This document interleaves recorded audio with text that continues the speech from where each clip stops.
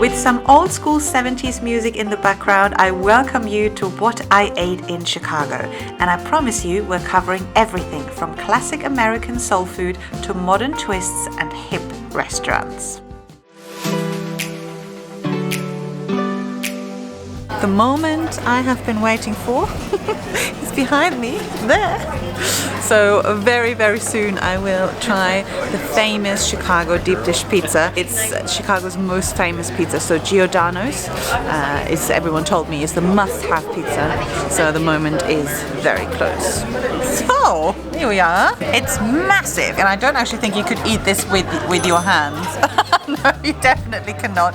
This is definitely something that you eat with knife and fork, which I do have. I'm very excited. I mean, you know, I've been dreaming about this moment since I knew I was coming to Chicago. Are you ready? I mean, I'm not ready, I think. It's literally the craziest amount of cheese. So there you go. So you've got the dough, which is really tiny. Then you've got pepperoni and the thickest moment of cheese. To me, it's not like pizza. It's basically like cheese pie. It's absolutely delicious. It's a really fun experience, and it's way better than any Chicago-style pizza you get in the frozen aisle in Tesco, basically. And right now, some of you may have already left a comment saying, Sandy, Giordano's is not the best pizza in Chicago. And look, I was just too excited. Overall, however, in the end, I have to agree. Only a few days later, we went on the iconic Foods of Chicago food tour with lovely David over here from Chicago Food Tours. So he really knows what he's talking about. And he took us to Lou Malnatis, supposedly really the best deep dish pizza in the city. And I will have to agree, to the untrained eye it probably looks exactly the same, but trust me, it's crispier, it has a fresher tomato sauce, and overall I'd say more flavorful.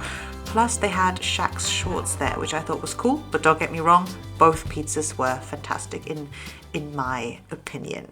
So next on our list is Al's Great Chicago Sandwich. And I have to tell you the story that we were just told before we go in.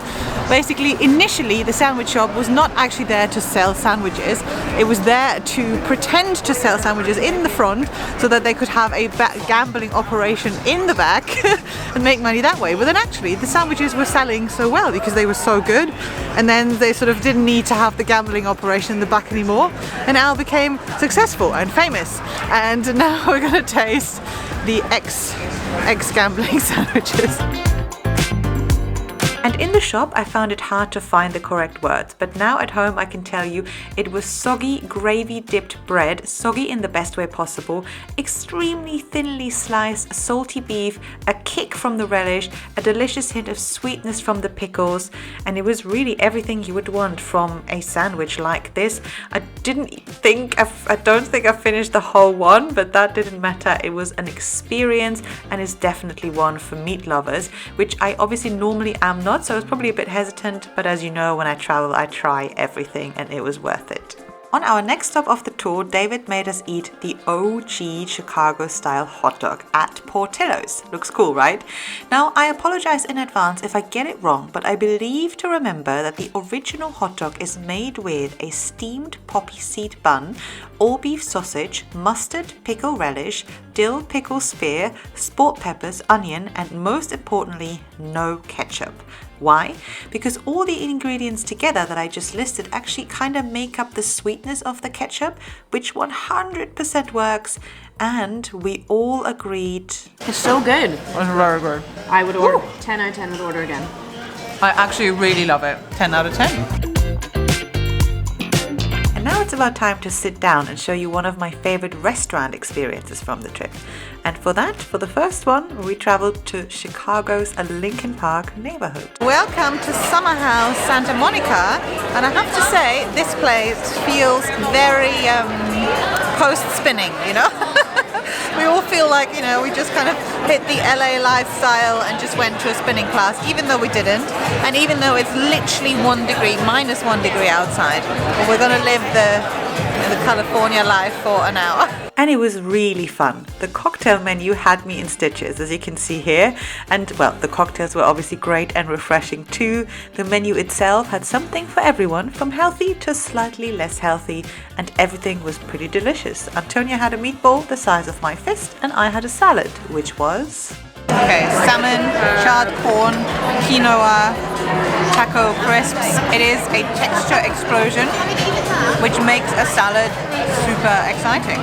So, you know, here's me, living the LA life. Time for a little excursion into random snacks and drinks we had along the way.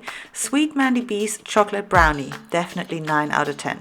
Garrett's caramel and cheese popcorn, 2 out of 10. Giant glazed donuts, definitely 8 out of 10. Prosecco in a ski lodge inside the Fairmont Hotel in Chicago, 10 out of 10. Fried Brussels sprouts with parmesan, 10 out of 10. Why don't we make them like that in the UK?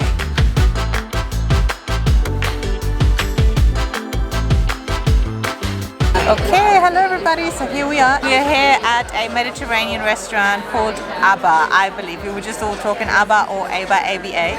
And just ordered my first cocktail. This is a mezcal and jalapeno cocktail. Cheers.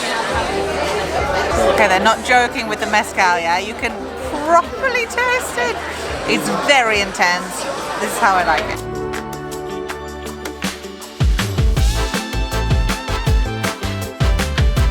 So far, all the flavors that are promised come through very intensely. So I love it. It's exactly the way I like to eat, and I like to taste the flavor. I mean, I couldn't have said it better myself, really. Flavors promised, flavors delivered. In hindsight, I have to say this was my favorite restaurant of the trip. The food was excellent, and so was the vibe. It was very cool, very stylish. Put this place on your list, people.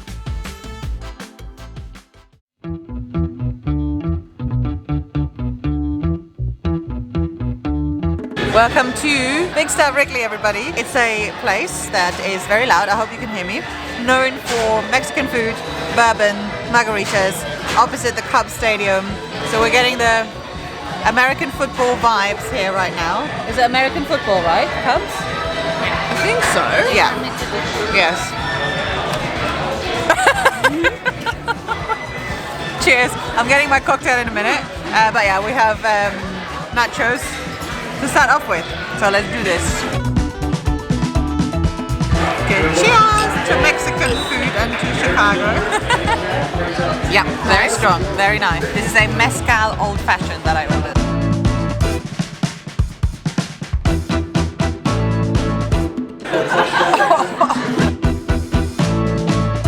This is real Mexican food right here. Woo!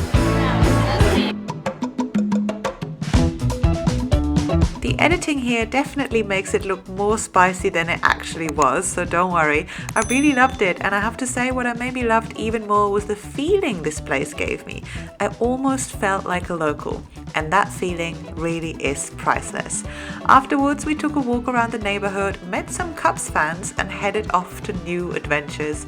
If you haven't seen the Chicago Experience vlog yet, I've linked it here for you, so have a look.